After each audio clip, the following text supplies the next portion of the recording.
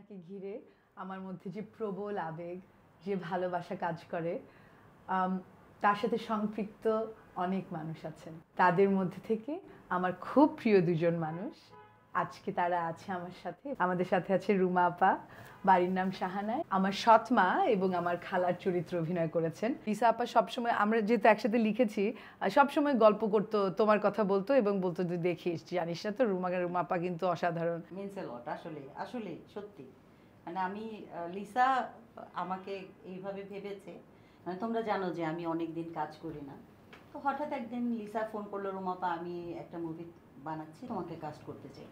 তো আমি এর আগে ওর ছোটোখাটো দু একটা কাজ করেছি, আমি অফকোর্স লিসা, বিকজ আমার ওকে খুব ভালো লাগে, ও এত পজিটিভ, তো ওই জন্য আমি ঠিক আছে ওকে ফাইন, তুমি আমাকে একটু স্ক্রিপ্টটা দিও। তো স্ক্রিপ্টটা দেওয়ার পরে আমি আমি মানে সত্যি নার্ভাস হয়ে গেছি, কারণ 23টা সিকোয়েন্স ছিল। এত বড় একটা ক্যারেক্টারের জন্য লিসা আমাকে কাস্ট করবে এতদিন পরে। এরপর ওর সাথে আমার দীর্ঘদিন কথা হয়েছে বেশ কয়েকবারই, চরিত্রটি ও কিভাবে ভাবছে বা আমি স্ক্রিপ্ট পড়ার পরে কিভাবে ভেবেছি সেটা নিয়ে আমাদের বেশ কয়েকদিন কথা হয়েছে। তো কথা হওয়ার পরে মোটামুটি আমার মনে হলো যে okay I am very much convinced আমি আমি করতে পারবো। সবকিছু মিলে আমি কাজটা করে এসেছি। আর সাথে আছে মুন্নি, আমাদের সাহানা বাড়ির মধ্যমণি, আমাদের প্রাণ জুলেখা।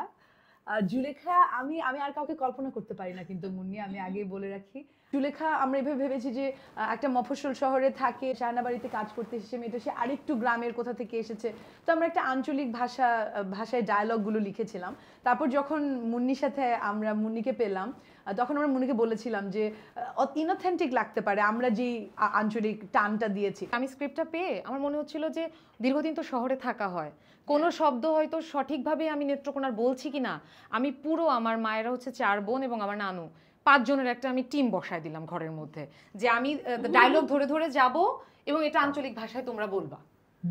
এটা কি কোনো শব্দ, কারণ আপু কোনো শব্দ দেখা গেলে অনেক সময় আরোপিত লাগে, আমরা মানে থাকে না প্রমিত ভাষা এবং হচ্ছে আঞ্চলিক ভাষা করছি, কিন্তু জিনিসটা ওই হয়নি বলে কানে খটকা লাগে। তো আমার নানু আবার বলে যে এটা তো এমনি বলে।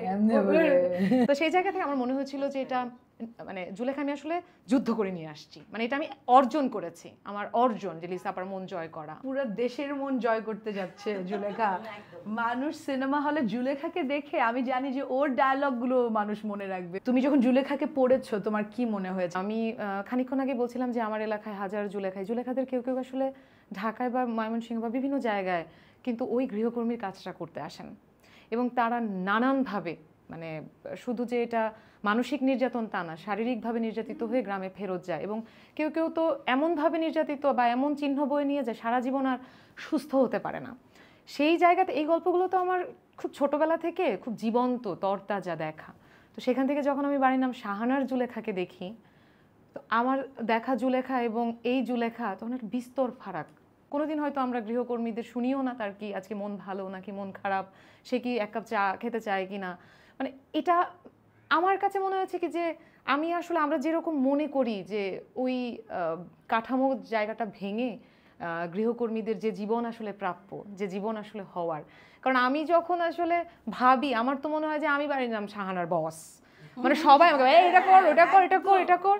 তো সেখানে একদম সেখানে ওই ভালোবাসা ওইটা কে দিয়েছে আমাকে, ওই বাড়ির সদস্যগুলো, মানে এমনকি যখন খালাম্মা আমার সাথে চিৎকার চেঁচামেচি করে, এখানে কিন্তু কোনো রাগ নেই, অধিকার আছে, এবং সেও বলছে যে এইটা করে আসছি ওইটা করে আসছি, এই বসছিলাম করে আসছি। জুলেখাও হয়তো কোনো একটা সময়ে তার যে ব্যথা বেদনার কথা বা তার যে স্বামীর কথা বা তার পরিবারের নানান রকমের ছোট ছোট গল্প, সেগুলো আর কাউকে না, কিন্তু সে দীপাকেই বলে, কারণ ওই নানান কথা, এটা হয়েছে ওইটা হয়েছে, তো এটা হয়েছে ওইটা হয়েছে, এই হওয়া হইটা কিন্তু খুব চারটিখানি কথা না।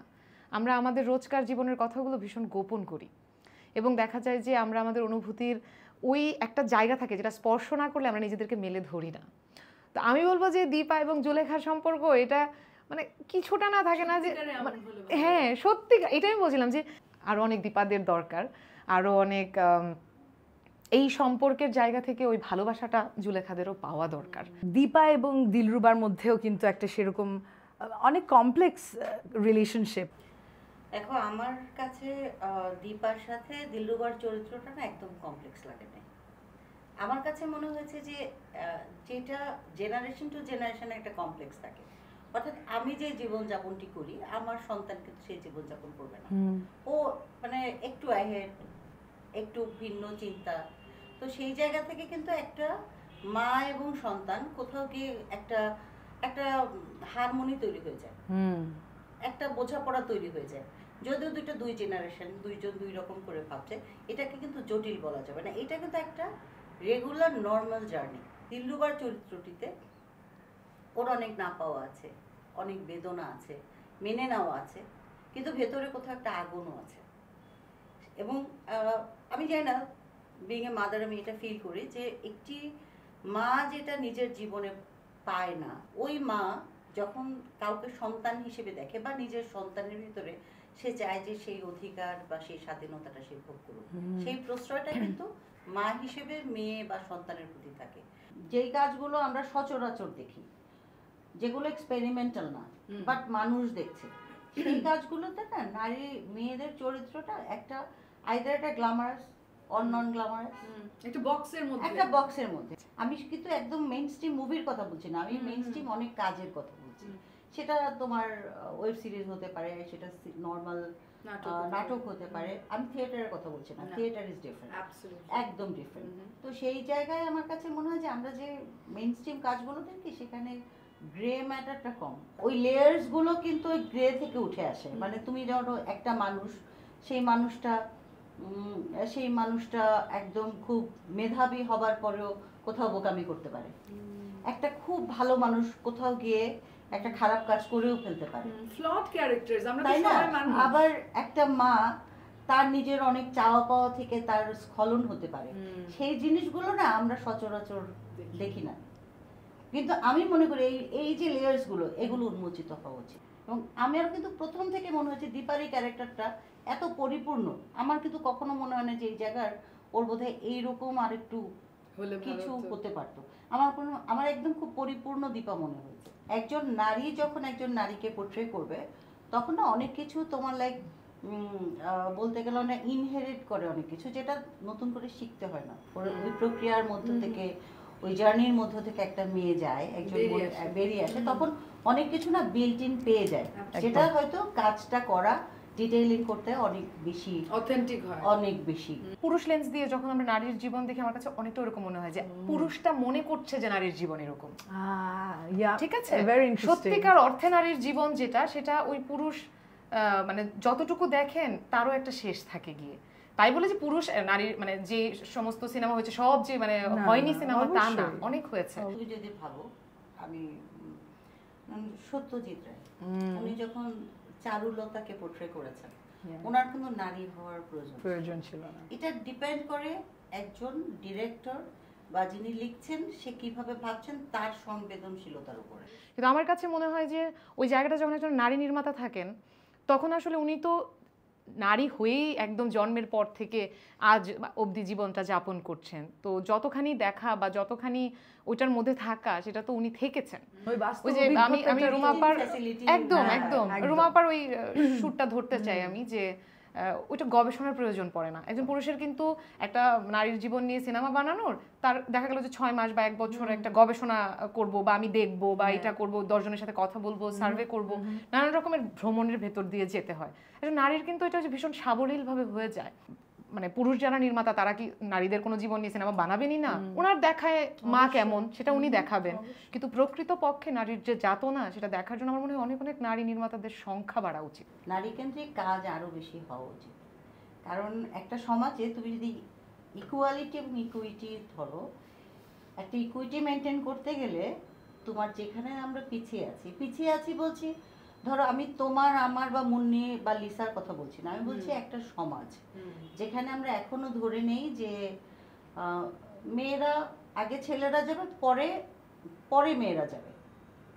খুব এখনো যেই সমাজটা আমরা সচরাচর দেখি না, অর্থাৎ তোমার আমার চলাচলের মধ্যে যেই মানুষগুলো আমরা দেখি না, কিন্তু সেই মানুষগুলো কিন্তু আছে। ওই নারীরা একটু পশ্চাৎপদ হয়ে একটা কমিউনিটি না, অনেক বড় একটা কমিউনিটি কিন্তু এই সমাজে আছে।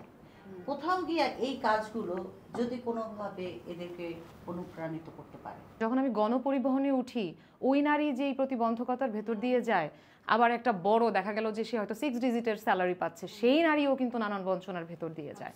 গল্প আলাদা। তো সেই গল্পগুলো দেখার জন্য আমার মনে হয় যে এই সিনেমাগুলো আরো বেশি হওয়া উচিত, এবং এই ভাগাভাগিটা আসলে যে নারীর সিনেমা, পুরুষের সিনেমা, ওই ভাগাভাগিতে না গিয়ে মানে শুধুমাত্র আমরা যখন যে জীবনটা দেখাবো সেই জীবনটাকেই দেখানো। আমাদের শুটিং এর সময় তোমার কোনো একটা মজার স্মৃতি হোক বা কোনো অভিজ্ঞতা? অনেকগুলো গল্প আছে যেগুলো এখানে বলা যাবে এমন না হলে তো তাহলে তোর সিনেমার শুটিং কি সেটা করব? সম্ভব না। অনেকগুলো গল্প আছে যেগুলো আমি বললে বলাই যাবে না, তো সেই পর্যায়ে আর গেলাম না। কিন্তু আমার না মজার গল্প যদি বলো, আমার পুরো কাজটাই মজা লেগেছে। সেটার অনেকগুলো কারণ আছে। একটা হচ্ছে আমি এতদিন পরে কাজ করছি, দ্বিতীয়ত আমার অসম্ভব একটা কমফর্ট জোনের মধ্যে আমি কাজ করতে পেরেছি।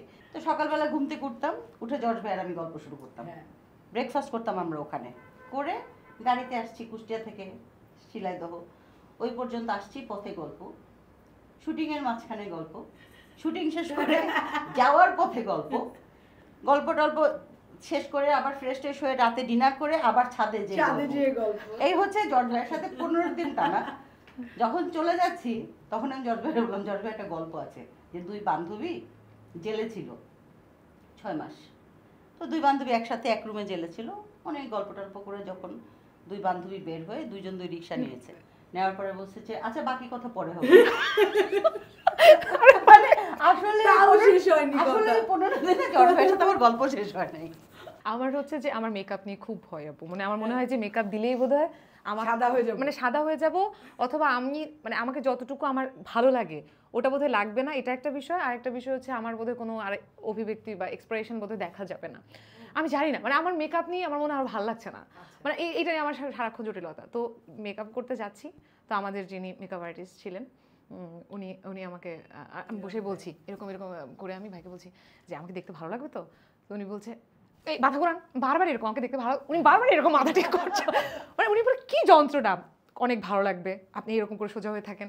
আমি বললাম যে এরকম বিড় করেছে, আমি সত্যি করার কথা যে এরকম করে আমার ভালো লাগবে না, মনে বলে কি বলেন কি বলেন, মানে কি বলেন, আপনাকে ভালো লাগবে বলছি, পরে তো তুমি করে বলতে বলছি আপনাকে ভালো লাগবে বলছি, সোজা হয়ে বসে থাকেন।